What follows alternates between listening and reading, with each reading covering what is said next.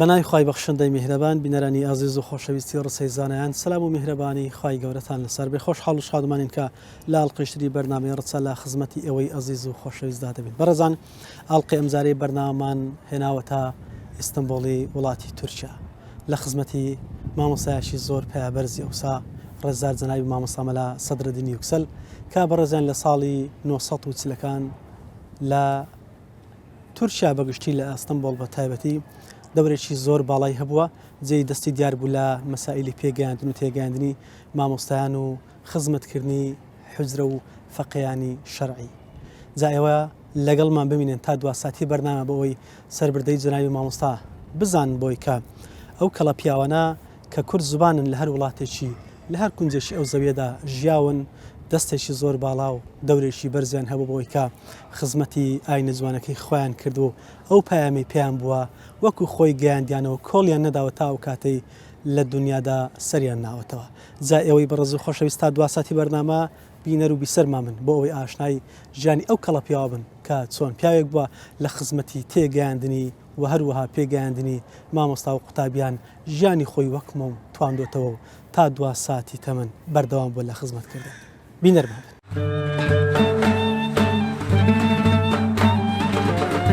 ژیان نامەی مامۆستا سەدرەدین یۆکسەڵ حەیدەری. مامۆستا یۆکسەڵ لە ساڵی 1990 لە قەزای قۆنیا لەدایک بووە. لە بنەڕەتدا بنەماڵەی مامۆستا یۆکسەڵ دەگەڕێتەوە بۆ سەر خێزانی حەیدەری لە شاری بەدلیسی کوردستانی باکوور و لە کەناری دەریاچەی وان. علی ئاغای باپیری لە جەنگی بەرگری دژی ڕووسەکان لە جەنگی جیهانی یەکەم شەهید بووە و دواتر خێزانەکەی کۆچی کردووە بۆ شاری قۆنیا لە ناوەڕاستی ئەنادۆڵ و پاشان لە کاتی ئاگربەستی مۆندەریس گەڕاونەتەوە بۆ گوندی کۆچەری. مامۆستای ناوبراو لە تەمەنی 5 ساڵیدا دەستی کردووە بە خوێندن لە گوندی پەرکاشین لە پارێزگای مووش و سەرەتا قورئانی خوێندووە و لەگەڵ هەندێک کتێبی سەرەتایی لای خوالێ خۆش بوو مەلا زوبەیر و دواتر چۆتە گوندی قۆغاق و بەردەوام بووە لە خوێندن لای مەلا ڕەسوڵ. دواتر چۆتە ناحیەی نۆشین و لە شاری بەدلیس و پەیوەندی کردووە بە شێخ عەبدوڕەحمانی تاخی نەقشبەندی و ئەم قوتابخانەیە زۆر ڕێک و پێک و توند و تۆڵ بووە و مامۆستا و زانای ئازبەرزی تێدا بووە و بنەماکانی ئاین و سەرف و نەحوی عەرەبی و ئەدەبی عەرەبی و ڕەوانبێژی و زانستی فەرموودە و تەفسیری قورئانی پیرۆز و پاشان چۆتە قوتابخانەی گوندی ئەوخنەین و دواتر گەڕاوەتەوە بۆ گوندی نورچین و بۆ ماوەی 15 ساڵ لەوێ بووە و ئینجا چۆتە ئەستەمبوڵ و لەوێ بووە بە وتاربێژی چەند مزگەوتێک وەک مزگەوتی فاتیح و شەهزاد و دارالئەفتە تا ساڵی 1996 بەردەوام بووە. پاشان لە ساڵی 2004 لە ئەستەمبوڵ کۆچی دوایی دەکات و لە گۆڕستانی ئەدرنە بە خاک دەست پێردرێت.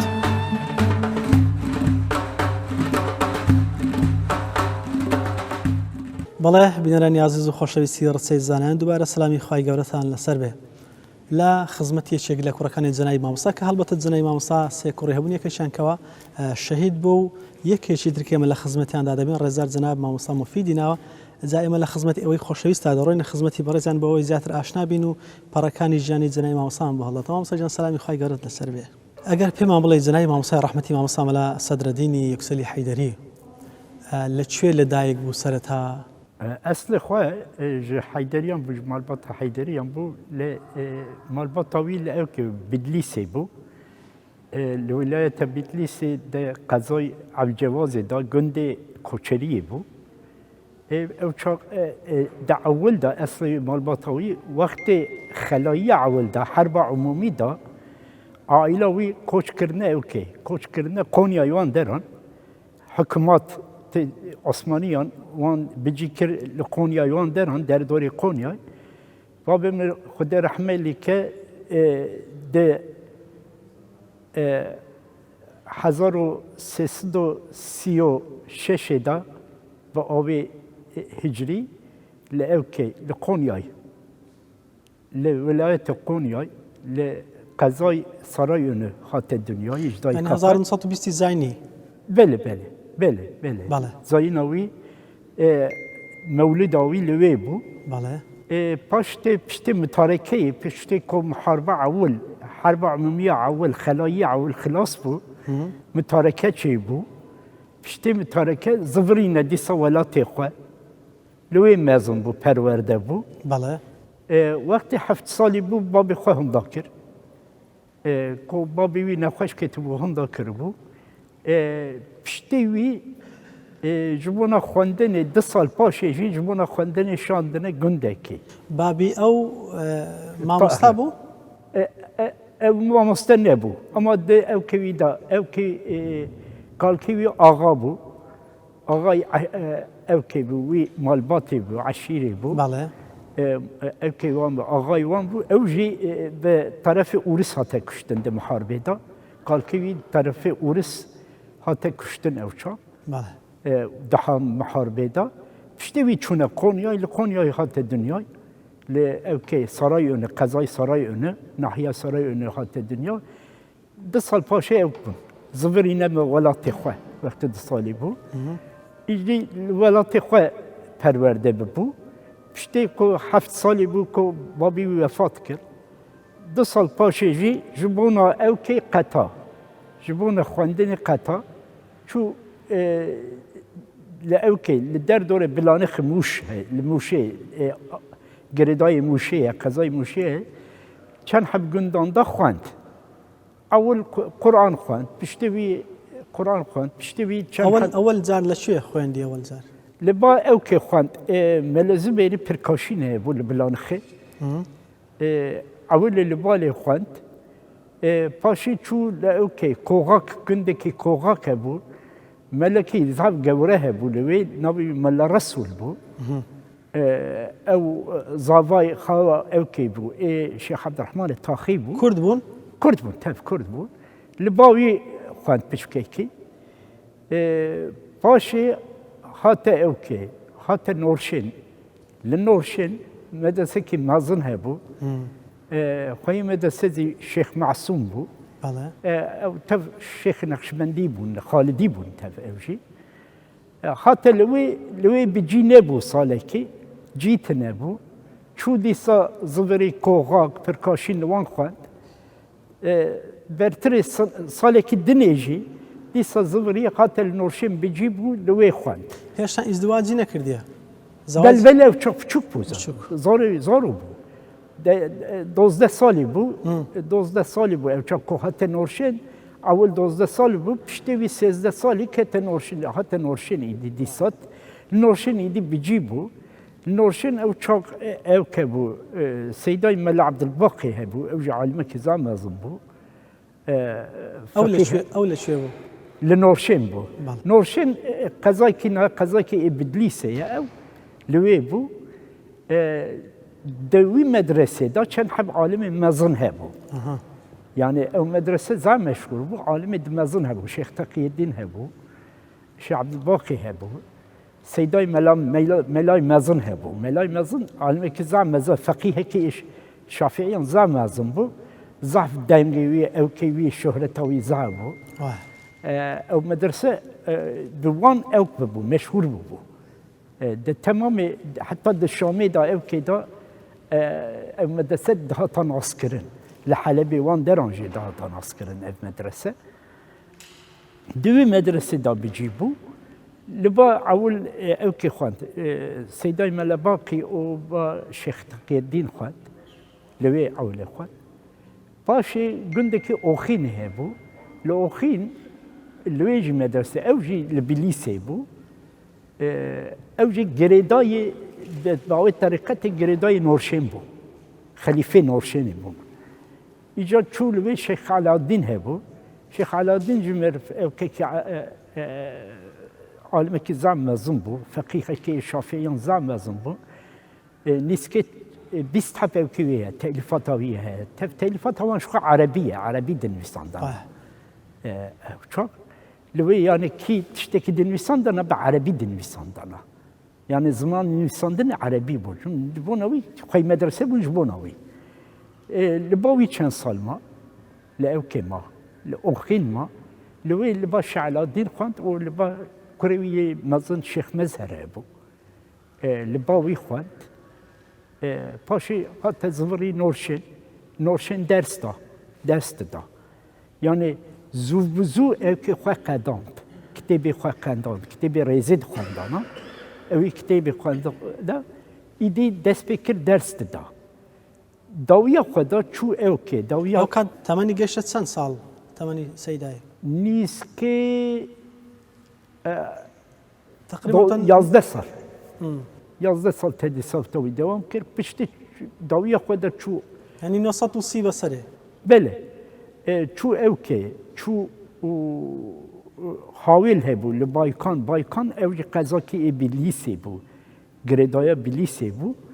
لوی سیدای مل محی الدین هبو باڵێ لباوی کتابی خود تمام کرد قدام تتب یعنی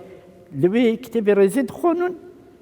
پشت کو کتابی رزید خلاص به اجازه دستینه باڵێ او صابو كتابي خواه جمع الجوامعي او شرح العقائد جمع الجوامعي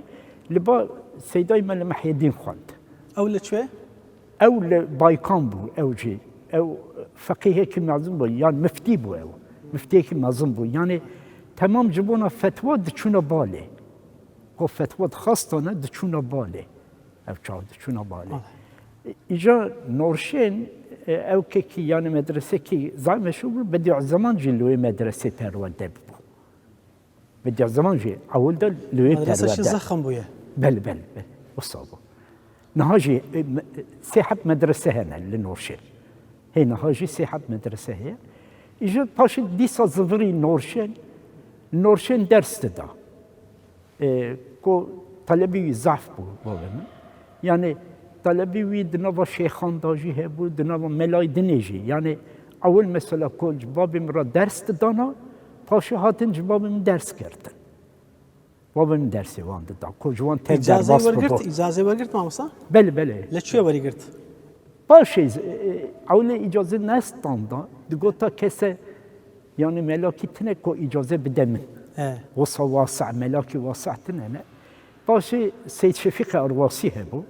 سيد شفيق ارواسي جي لنورشين لو اغني خوانده بو باشه هاتبو اسطنبول او كي خو تحصيل خو خلاص كربو مدرسه سليمانيه در دور مزگفت سليمانيه او جي شيخ الطريقه بو تكياوي هبو ايوبي لاسطنبول جمال بطا ارواسيان بو ارواسيان جي البليسي بو او تشاخ البليسي بو او جي ارواسي سيد سمت الله ارواسي هبو سيد سمت الله ارواسي خليفه سيد طاهي النهري شنديني بو سيد طاهي شنديني جي خليفه مولانا خالد بو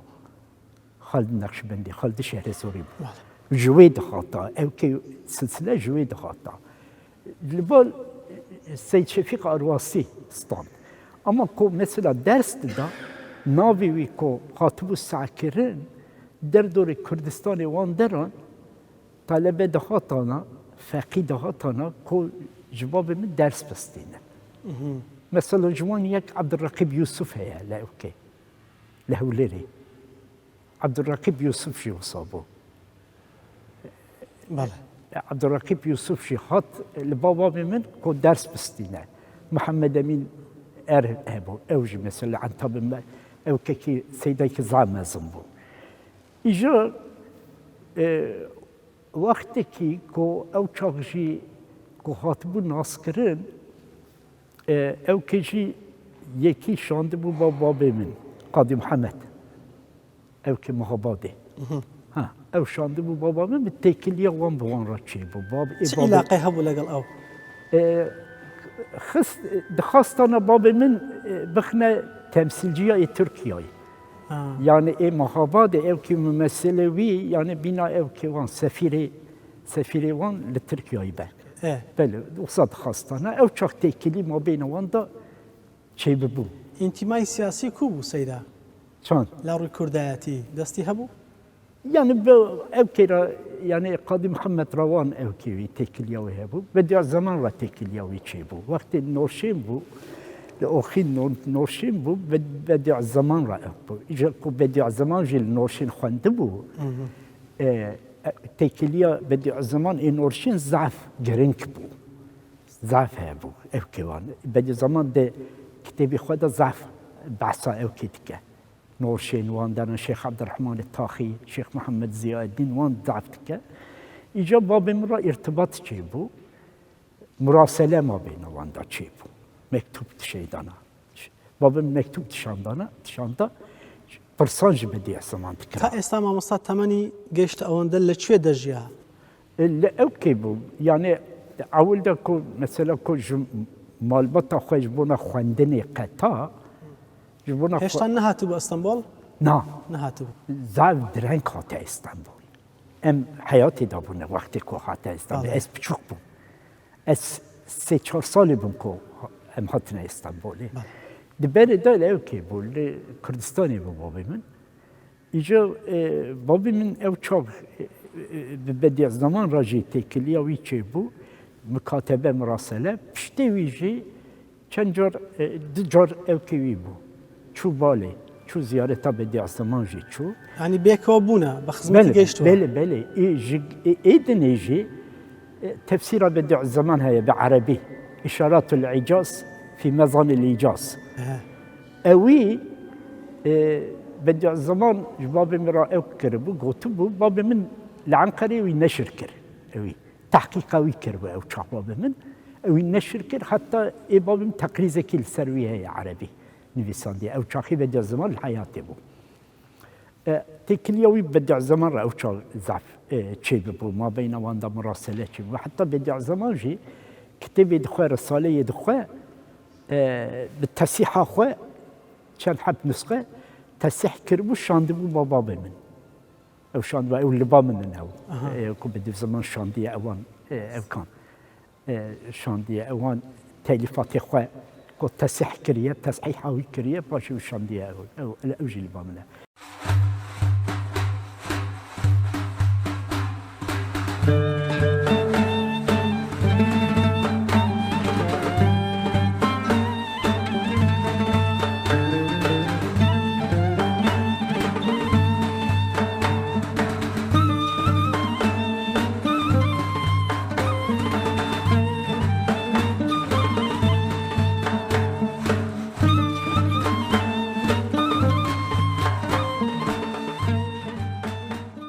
مامۆستا ئەشرەف لژی کە یەکێک لە ڕەفیق و دۆستەکانی کوڕەکانی جەنابی مامۆستا ئەگەر پێمان بڵێ مامۆستای پێبەرز چۆن جەنابی مامۆستای ڕەحمەتیت ناسی؟ بسم الله الرحمن الرحيم زور سپاس دکم جه برنامه وراجی برنامه تلویزیون پیامرا اوید بیجم تشکو ام هاتن استانبوله ام هیل دیاربکری بون من ناوی سیدای ملا سردردین کو سردردین yüksel بیجن من ناوی بیست بون و صد انسانی کی جیرو زانا بون سیدای عالمه کی ولایت کردستان بون ام پیشکو هاتن استانبول مفاقي كوي ملا حاكم موشيبون اويج مرا بحثاوي ذكرن حتى هنا قالك بحثاوي او خش بحثاوي ذكرن جانا هنك توري سرتجي بحث ذكرن جبوي سيد ملا حاكم قالك تشوي خش دقوتن سيد مرسى الدين كنت اسطنبول لفر مدرسه فاتحه دا جوي جامعه كنا هم تدانه لفر درس ده لوی درس اینا خدا دوام دیگه زارویی هنه کرکیوی متین هیه متین انسانی که خورده که جیرو زانایه لوی جیرو زانا بونا خو لوی جیرو زانا بونا خو خباته که خوش دیگه لور فاتحی لوی وقت دا دبنه شمسیه ملی سلامت پارتی دا اقنجی غروب کی چیده به ملا كرسي إذا ما سدد متين يكسل أو لفر نهال جيكو أم لفر حاضرن لفر جتلاف متعصب شيعان و متعصب عن وقت شهيد كرن 1970 والنهان ده كل فرت شهيد كرن وقت تبيرانه أم دوي فقيتيا خدا ما بيد سعد كرن لسر متين شعركي هادك جوتن متين متين متين هوال متين متين متين دلال أو خورتك يجيرو زانا خیرخواز دعوه خدا جان خدا دعوه ندا متین متین متین هوال بی اورک رش هات جرو آوا آگر بردا دلو جانا فاشیست مالا تنه آوا متین متین متین هوال متین لورت شهید کرن و لور استانبول دفناویت کن هوالی متین بحثا متین خوش دکن خباتا متین خوش دکن ابزی کوسیده مالا صدادین بچه هوای وی درسی دای متین جیانی کی خوشک کریم سیده مالا صدادین استاذ جنابی مامۆستای ڕەحمەتی مامۆستا سەدرەدین لە چ پێگەیەکی بەرزی زانستیا بوو یعنی علمی ئەو چۆن بوو؟ تشتی کو مجلس فقیهی مسح کر مالا حاكم شخو بخوا لقونية هاتية دنياي و بشتي نافية سورغوني دابونه كوچبري دابونه بشتي زورنا ولات منطقة كردستاني لور برمالا حزت خواندي الباوان مازنبيا لو باوان زوجيه و علم خال باوان دوام كريه جاندن بشتي دربا 1908 هاتنا اسطنبول'e henüz ben beri darbeci hatına İstanbul'e divirda tarihi ve nişanlıdan hatiye bir camide ders daye yani dersa Kur'an'ı dersa tefsiri dersa hadisi evet ya xabatı ki hoş kat sedat yakırın lemin bu şahsi medi fakir ve bahsediken جي سيما حكم فقيه بون أي بحث يخش تكرن جا السيدة الفر الاسطنبولي ده 1400 وفاة كر جنازي وي دبي جامعة اسطنبول جاركي زيادة تبي جامعة جمون كو بحزارا ده حزارا بلكي 100,000 زيتر الاسطنبولي الفر جامعة كنا هم تيدانه كرد وترك بلي تواي يعني أوي فرقي نخص نابا كرد وترك وعربان لي حتى جرك يعني خشك كردية وجه خوش بيم لو رزار كي إنها كردية خوش زانن وتركيا وجه خوش بي يعني كوسيد الملاحق بحث بيتكرن بحث هم تركيا يوم كردية خوشك ذكرن دوري أو لإسطنبول أو كاتت شون بو تشي دوري شي هبون تشتكو جمرة هات نقل كرن هات باركرن با مبم لوي دورا كو بري دونزي إيلوني أبانا هاتبون خبات كرونو هاتبون أو كرين المدرسة فاتحة دا دراساتك مزم دهاتن داين درس تفسير دهاتن داين درس حديث دهاتن داين جلسة أو قربارق ولا درس كان دبيجن كي جالك خلابالغ بون يعني أول بحث كنت بيك جالك خلابالغ بون جالك هم بالتركي خشك خبر دان خشك بيفان وبكرديجي زانبي اللي جالك لفر بالتركي هاتنا درسين درس سيدا مالا صدر الدين يكسل و 2004 داجي وفات كر شغينوي بلى آشنایی تو لەگەڵ کوڕەکانی ئەوە لەسەر چه ئەساسێک بوو متين السر دوزكي إسلامي هاتا شهيد كرن دوزو دعوة إسلامي بين تاريخي إسلامي يعني ديروكي إسلامي خوش فهم كربيم وديروكا إسلامي دا فياد قوتن حتى محمد علي هوالكي متين دبيكي أزو متين روكي أمشون إزميري دبيكي أم كوتشي إزميري دا أم دجاريان منيرت اللي جيكي ديوار لسر ديوار نفسينا كهبيم لوين نفسينا متين ساكني متين ساكني للنفسين نيرت مقو متين شبي بيجو بالتركي قوم نتشقارسا بزم كلارتن تشقار يعني معناه كردي أوي تقدر كيف جي ما درت كبين دبي مقو تشيه نرسير سر ديوار يكري إسلام نفسان ديان 1907 والنهاده بريكو بيتا شهيد كرن الإزميري رحمتي متين في يزيد خوينه بكردي هاتي نفسان يكري إسلام أبدي إشارتي كي كرد بري تجارة تركا ديني خو نكنا خويتي بديني خو كرنا يعني متين دود أو خداجي ديال كود نابا هناك حوالي خوي مسلمان خوي ترك دابي لي ديزا هيزو فكرة خوي هم ديني هم كردي خوش فهم كربيم جوي متين ويش بيشتي إزمير تزفرن ولفر الإسطنبولي في جامعة تيكشتن بله مامۆستا سەدرەدین بەڕەحمەت بێ ئەگەر پێمان بڵێ بۆ نمونە ئەو دەور و ڕۆڵەی ئەو هەیبوو زیاتر لە چ بوارێکی ژیانە هەم لە ڕووی زانستی لە ڕووی کۆمەڵایەتی هەم لە ڕووی تەبایی بێکەوە ژیان مربكي اختيار بعمر بي عربي بن الشيخ باختيار بي بعمر بي لزدركتنا ويزيدا خطابته ويزيدا بخاصيتنا بي ها نو كانها هناك عالمي خام ناس كان كان ليفرام ليفل استمر انها نيزيك نورونيتك اوكي احسان سوريا سرما بروفيسور بشش حفظ زماني زاني بكردي خوش زاني جسيرتي نو كاو يعني او دكاري بيغاري لسيدا جاركو ساكيت نبي يعني او امنجسني كي كبريا ماجي بحث ناكن يعني كو جالت كونفرنس تابع ساكين نبي لي مدرسه دا في مدرسة جامعة فاتحة دا هو وقت دراساتي خوش داية. بله.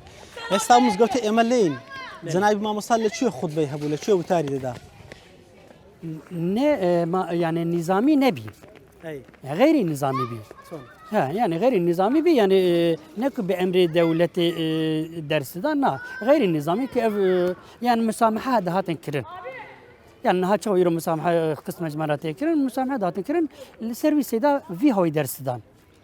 يعني السيدة مدرسة علمية هبو كدرسي بلا بلي بلي وكو بريكم مشاوكم جو يعني درس تفسير سير حديث افان درس دا يعني عالمي كي خوش عالم حتى قالك خورتمي وقت يجي في اوكران قلت كي مثلا كل الميجا جمعيه دبان نابه او وقت دس بيك ويه سيدي من صدر دينه دس بيك سيدي من صدر دين كوفي اوكران يعني الميجا جمعين دبان نابه يعني أبي وقت هات بيش بازي يعني توري سيدا بالسياسي ده ذهبي أبي يعني نقول هو تاني علمي تاني نبي يعني سياسي ذهبي كولتوري ثقافي ذهبي كولتوري هنا المدينة ديفيجن أو ذهبي يعني نقول بالتوري كي تاني هو مدرس تاني بون يعني قالك علماء كردان أيرو جام دينيرن تاريخ كردان ومنطقة كردان كردي كهاتنا فرج قالك يرو مدرسة وانج الفرجي هنا أبي خدخل ميدان يعني كردي درس أو دكن ليه مخابن هناك جاندات نري أجوكو زارو كما كردي جبير كرن أو كماني كما همياء ما مصا أجر في معاملة زناي ما مصا صدر الدين أو ساكا درس ودراسة وقطابي هبون حكومة مشكلة لبو دروس ندا كردن آزادن درس كاني دقوتوا نها أو ما نبيست كو حكومة ممنوع درسي ممنوع كربنا ما نبيست جفاقيوي كو ملا حاكم خد رحمه خليك الهردوان كجيم ما شو ساكن نبيست كو لي دس دنگ در نتخسن جبو كل وقت دنابا وقت شهيد بونا متين دا لتركيا غروب أهل الشاب كو سولجي بتركي دبيجن أهل راس ساجد بيجن لأف متين دناوه هردوان دا هم جوان إجا وها أول متعصبة وها دقوتن يشكل كومونست جم إسلام جارا دقوتن كومونست كسك جم مسلمان را دقوتن إجا تشابانجي دقوت فاني وجو أوكي يعني جيريجي أوكي رجعية كواجب في هواي النابل المسلمان ذكرن اللي بدوي أورتا مواندا أفانا يمكن يعني بي خبات أخوي كرنا بيترس أوان بردوام دبون لسر درس ودراسة وإيدي أو شانه كده يعني حتى دوزي إيلوني بيدا تفقد خبون تمام دراسة العربي حتى كرديجي تمامي قد خبون بيشتي دوسي صارن جاردن قسما يعني متى سامحها تكرن يعني دين نقدر نخسن يعني حكومة تركي بيشتوي دين نقدر نخسن لدونزي إلون بيفت قد خكر. أجر لسرجاني جنابي ما مصا بونمنا تشتكي أوك بيجم فقيوي ملا حاكم جمرة دقوم جروكي أمشون باس سيدي ملا سدادين جا سيدي ملا سدادين جمرة دقوت ونبي قلت ملا حاكم قاغية يجا جو قاغي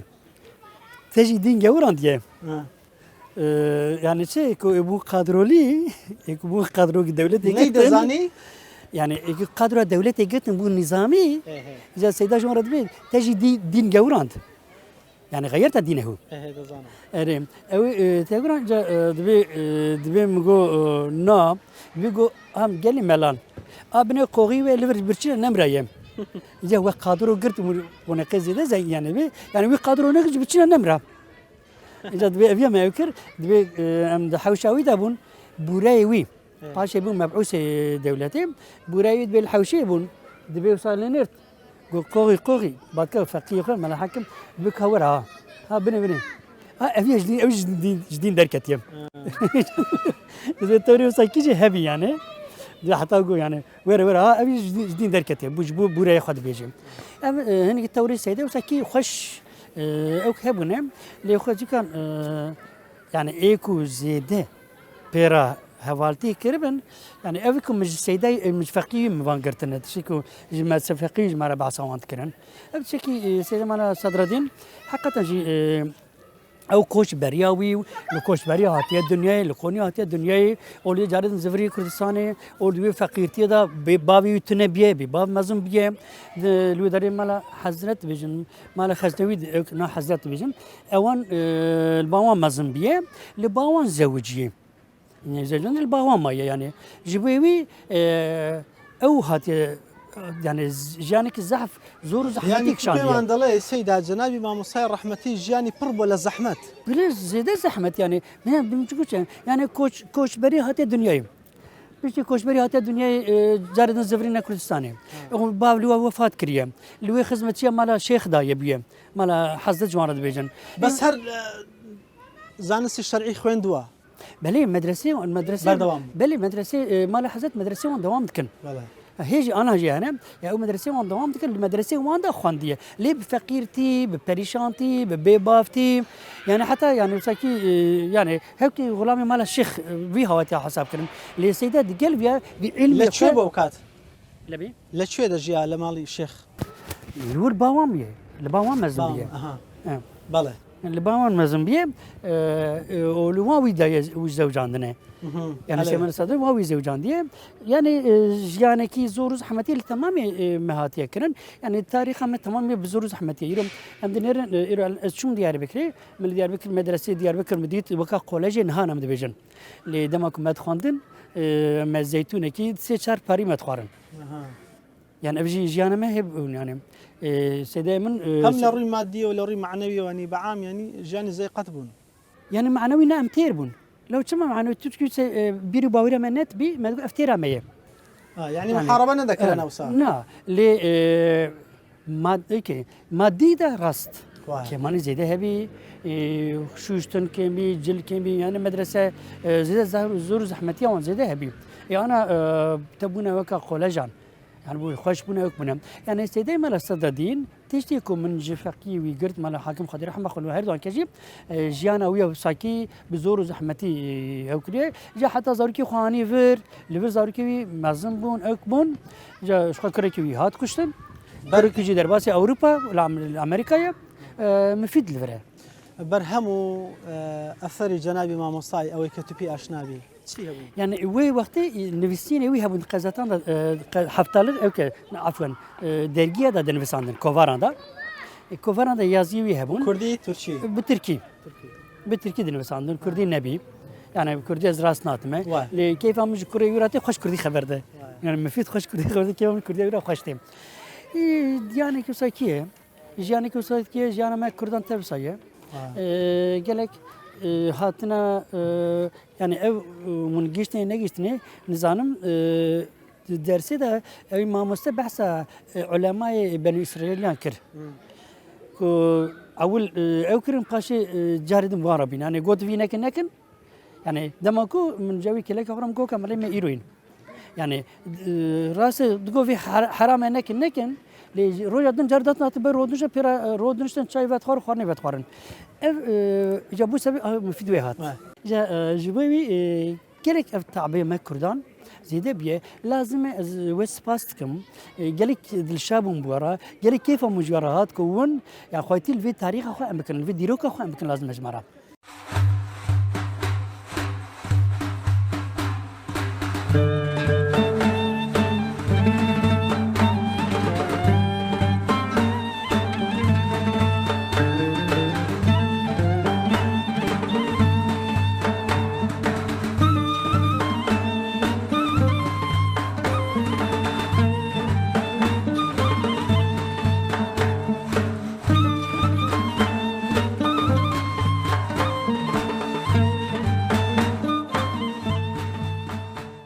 مامۆستا مفید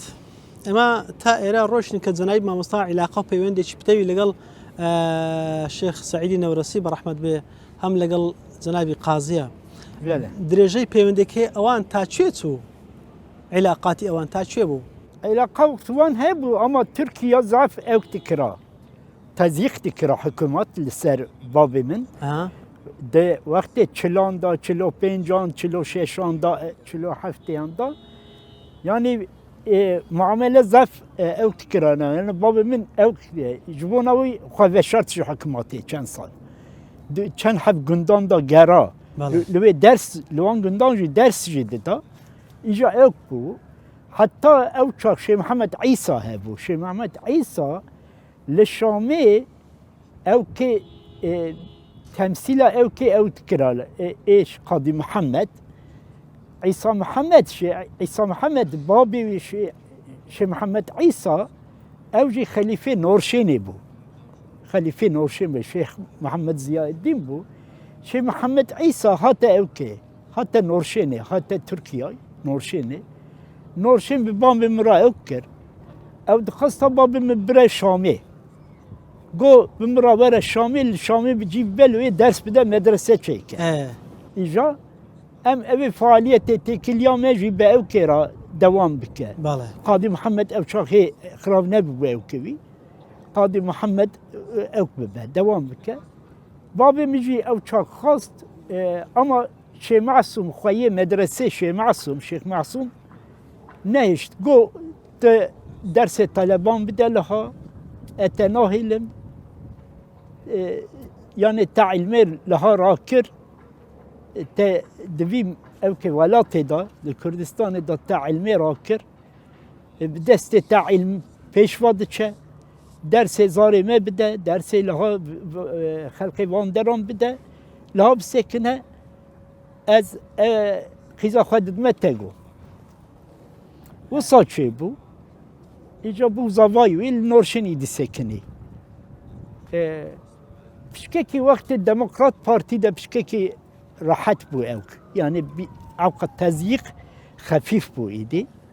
وقت ديمقراط بارتي دا من درس كوهاتا اوكي حكماتي بشتي عصمتينونا او شو ايدي دقاريا شو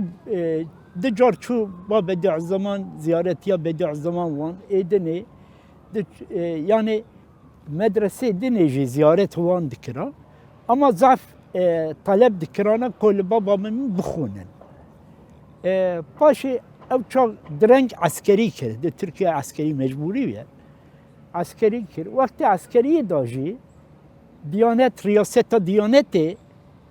جواب من فتوى پرسیا یعنی چند حب مسئله چید بیا کو خلد پرسیا ند کارینا کو جواب وان بدن باب من عسکر بو هرچی اما جواب من را دشان دانا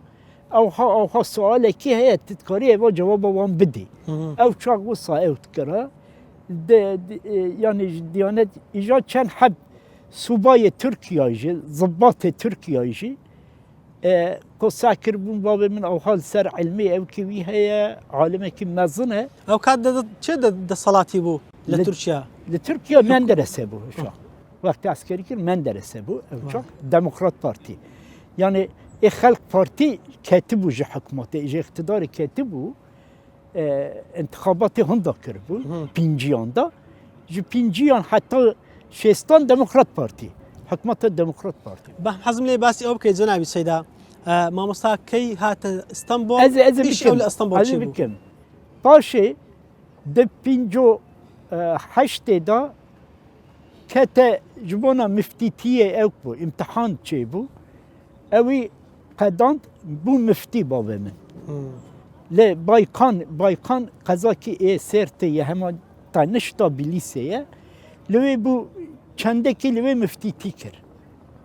باشي درسي ذكرت لي بس فتوى دا اجا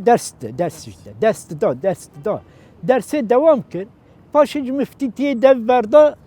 حتى نورشين لسا دسال سكني بشتي انقلاب عسكري جنوشين قطع شو لبلان خدو حب جند هبو نينك او لاوكي مدرسة شيكر لنينك او ليزا بو ده حب جند هبو چند سال خود نيسكي 3 سالان لوان دران سكني باشي حتى عنقرة حتى اسطنبول غازي كرين قو جمهور اللي عن اسطنبول بجيبه به او كات او ببون لدايك ببون ها او زاروكن هبون او كات مصا بله كم حد زاركي هبو بله از وقتی کمالا من لیزه بو بلانخی بو از هاتم دنیای از جیوی بو موچاخ جیوی هاتم دنیای ایجا پشتوی کو حتی استانبول بجی بو چند حد بینا مدرسه اوک هبو چند حد درس طلبه هبون اوک ددان خدا رحمه که مزگفت امام مزگفت سلطان احمد هبو محمد افندی گوننلی دی بس امام بو یان خطبه شي دخوند هم امام بو هم خطیب بو گوننلی محمد افندی خلقی گوننلی بو خلقی قریم بو تاتار بو اصلی او ببدع الزمان را به هفرا ده حبسي دا مابون بدع الزمان قصتي ويجي تكر دكا او كتابي خدا او غازي باب مكر جو توارى درس بدا ام او كتا تف او تكن معيشتتا ام ددن چند سال درس دا 3-4 سال دا او كوان دا درس دا او چاقجي د مدرسه وان دا ده حب مدرسه وان هبو مدرسه وان دا درس دا باشه او çok yüksek İslam enstitüsü هبو enstitüye ki jubona işte İmam Hatibi devlet enstitüsü 4 sal jubona 4 sal enstitüsü çekiler yani ko imam derkeve müfti derkeve nizam çüçü derkeve juve evci babı milli despekir dersa tefsir edildi da Kadı Beydavi dersa Kadı Beydavi طلبه او زور بون بله Kadı Beydavi derste da le Yüksek İslam Enstitüsü digotana le ders da ja 68 da Diyanet İşleri Reisi hebu Lütfi Doğan hebu halqi gümüşkhane bu hiç sağa ضعف ama idin zamna khoşa او babam xista vaaz bu vaazı İstanbul'e İstanbul'e idi bu vaaz مزقوتي ورقرت مزقفتان da vaazdı da bir mizgefte de jo vaazdı da babam بله بله چند سال bu vaaz işte bir çand sal bu vaazti devam kır pişte ko Halk Parti Ecevit hebu ev hatta ev ki hükümet xista desti xo jev ki qata jo vaazti qata idi ev bu takavut bu yani berda evi jo peyda dersti da telifatavi zafı bu telifatavi hem telifat babamın hem Türkî bu hem Arabi telifatı bu. الزمن دمه بسیاری تالیفاتەکانی ئەو بکەم چەندی هەبوون بە چ زمانێک بوون تالیفاتەکانی Telifatavi Arabi bu Türkî bu. بە کوردی نەبوو bi Kurdî çend heb ev kevî hebûn. Tahkîqawî hebûn. Çend heb evqa hebûn. بەڵێ Edini meqalawî bi Türkî dinivîsanda. Meqale dinivîsanda bi Türkî. Li Qazetan da rojnameyan da ev dikira. بەڵێ Meqalawî çap dibû di şêstan da, hefteyan da, heşteyan da, heta notan da. ها Notan da jî meqale dinivîsanda meqale wî ev dikira. Çap dibû. کتابەکانی ئەو چی بوون لەسەر چی بوون زیاتر اغلب السر ew kibê yani tahkîk û ilmî bû li ser mentiqê çend heb kitêbî wî heye. Ilmê mentiqê heye. Ew kê Seyday Mele Xelîl şerh kirbû. Kitêbekî îsagocî hebû Mele Xelîlê Sêrtê. Sahibê Nehcül Enamê. Nehcül Enam meşhur e Kurdî. Bele. Li ser wî ew kirbû. Piştî çend heb bediû zaman ew kê li ser ew kê İşaretül İcazê tahkîkekî çêkiribû, ew wî çap kiribû. Ji wî pê da jî ew kê tahkîk kiribû. Dîsa li ser mentiqeyê bediû zaman Qizil İcaz hebû. Ew ji Erebî bû. Ew ji taliqatekî mezin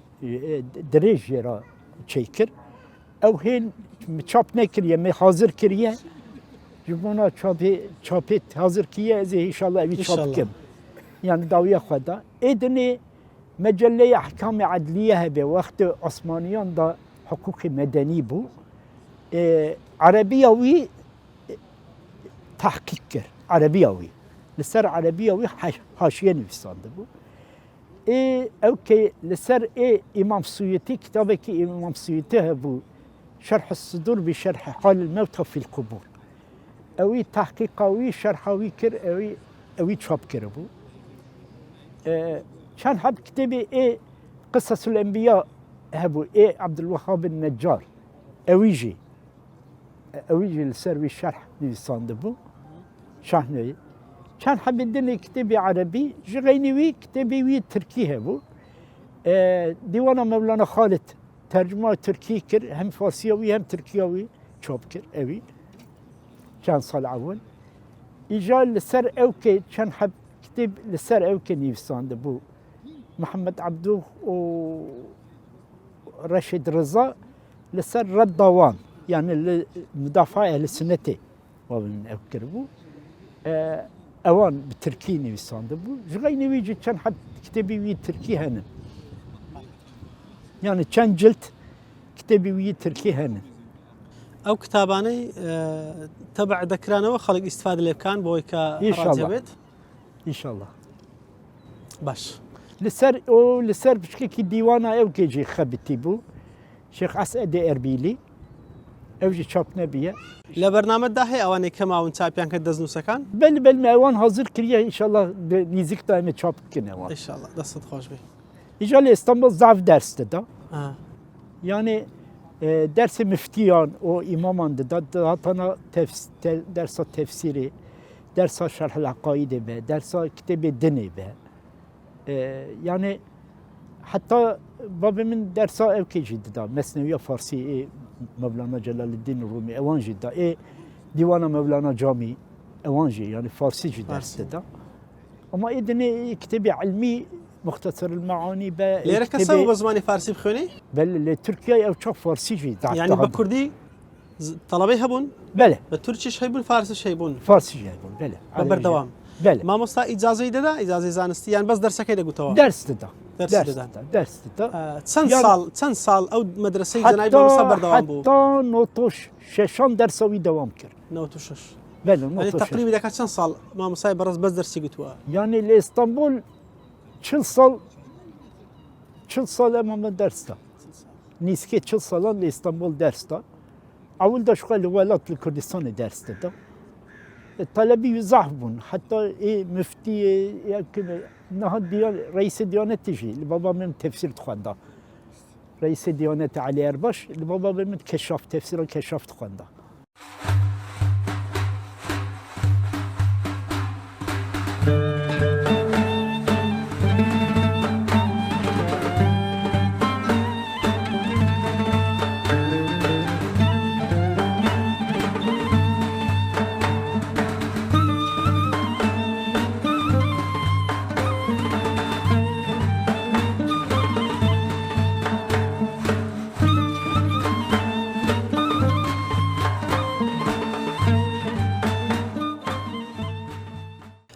سيد عمل لك كوتاي حزه كم ساري او كم زنابتان لاسطنبول يعني لتركيا بقشتي هي زاناي كرد هبونا ليره خدمت بكن وقت فاتح السلطان دا بريا فاتح السلطان دا يعني لاسطنبول مولا غوراني هبو وقت سلطان مراد ثاني دا هي هاتبو اسطنبولي جمصري هاتبو خلقي غوران بو او هات لاسطنبول بجيبه بو وقت سلطان فاتح تاجي دي سجارة كي زبري بو المصري سكني قدركي باشستان فتح ديسا غازي بكربو هات بو شيخ الاسلام لاسطنبول ساحة مزقفتوي هبو هنا مزقفتو كيوي اوكا يعني جوانا هي اوكا مزقفتو لميش تيكرن قبروي جي الفتحية قبروي هي اوكوي هي زعم مشهورة حتى لسر حياتوي ما اوك نويسان دي مقاله كي درج نویسان دیه جوی دست به بکی زاو علمای کرد خاطر استانبول لإستانبول بجيبونه لإستانبول قبروان هي حتى تربوان هي بنا مثلا شيخ الإسلامان دار بنا مثلا اوكي هي ابو السعود افندي هي وقت قانون السلطان سليمان دا ايدن دا اوج مثلا اوكي هي قبروي الايوبي هي او مشهوره ابو السعود افندي خواجه سعد الدين هي خواجه سعد الدين كتبي ويجز تاريخوي وان هي خواجه سعد الدين هي داوی آسمانیان داشت خود ضعف بو کرد بینا مثلا شیخ جواد برزنجی اوکی فاتحه اوکی مزگفت فاتحه ده قبرستان و بیدا خاطیه و شارتن جغینی ویجی ون بیجن یعنی لإسطنبول اوکی جی نالیجی قبروی لإسطنبول بله اما سفاسي زناب الدكين دعاء خير مال هلو زناي ما مصير رحمتي الشيخ ما مصا ملا صدر الديني يكسري حيدري سفاز ببرس ما مصا مفيدي حيدري كا كوري زناي ما مصا بەڕاستی ژیانی مامۆستا ئەمە کە بیستمان پڕتی لە بەرەکەتی پڕیتە لە خزمەت پڕیتە لە کۆڵنەدان و هیجرەت و ماندووبوون دوعای خێرمان هەیە بە جەنابیشتان و بۆ مامۆستان پرتی سواسی جەنابتانەکەین. ئەم زاف تەشەککردکن زاف سپاس کەژوەرە.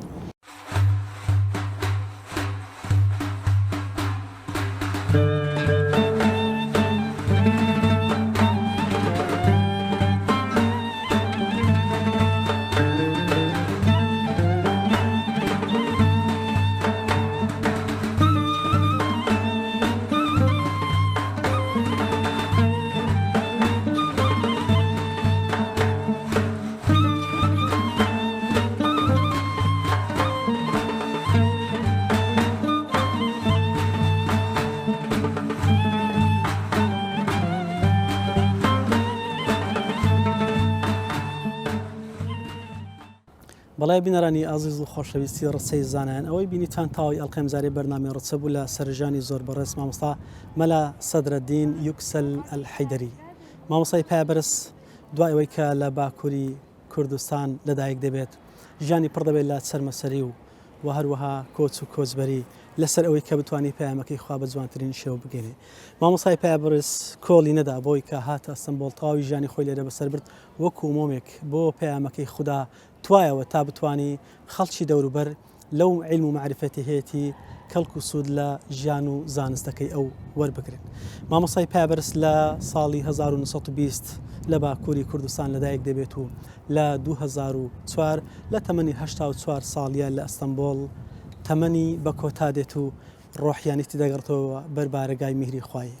ئێمە خوازارین کاتوانی بێتمان ئەو مامۆستا بەڕێزانەکە یەکێک لەوان مامۆستا یەکسەر بوو عرضی ئەوەی بەڕێزمان کرد ئێوە لە ژیانی ئەوە ئاشنا بوون بزانن کە ئێمە کەڵە پیاوە گەلانێکمان هەنکە لە هەر کونجێکی ئەو زەویەدا ژیانیان گوزەر کرد بێ ئامادە بوونەوە لە پەیامی خودای گەورە توانەوە وهروە لە خزمەتی ئەوەدا بوون کە بتوانن پەیامەکەی خوا وەک ئەوەی کە خوای گەورە دەوێ بیگەێنن. خوای گەورە دەرەجەی مامۆستا عەلی کات و ئێمەش بە خزمەتی ئەو ڕێزانە بگەێنێ تا بێگەشتنەوە ئەسپاردەی خوداتانەکەم و خوداتان لەگەڵ.